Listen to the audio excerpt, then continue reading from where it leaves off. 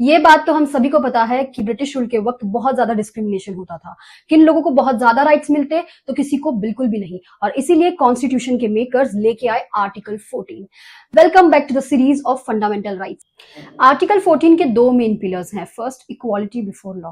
इसका मतलब है, बहुत ही सिंपल है, कि कानून की नजर में सब बराबर है, कोई भी कानून के ऊपर नहीं है। चाहे वो कोई आम आदमी हो, बिजनेसमैन हो, पॉलिटिशियन हो, फार्मर हो, सब कानून की नजर में बराबर है। और इसीलिए अगर कोई मिनिस्टर क्राइम करता है तो उसे भी वही पनिशमेंट मिलेगी जो एक आम आदमी को मिलेगी। इसीलिए आर्टिकल 14 को हार्ट ऑफ इक्वालिटी जूरिस्प्रूडेंस भी कहते हैं।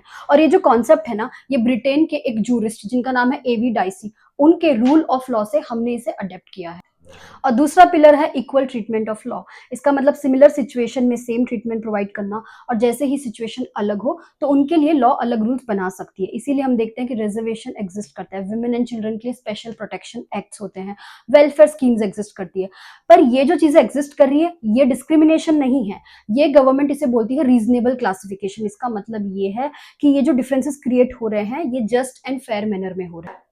लेकिन आर्टिकल 14 का सबसे बड़ा दुश्मन है आर्बिट्ररीनेस, यानी मनमानी। अगर कोई भी लॉ और एक्शन मनमानी है तो आर्टिकल 14 उसके खिलाफ है। और इसी चीज को स्ट्रांगली सपोर्ट किया कुछ लैंडमार्क केसेस ने, जैसे EP रोयप्पा, Maneka Gandhi case, Shayara Bano case. इन सभी केसेस का एक ही मैसेज था, स्टेट का हर एक एक्शन रीजनेबल और जस्ट होना चाहिए। अगर वो नहीं है तो वो आर्टिकल 14 में वॉइड कहलाया जाएगा।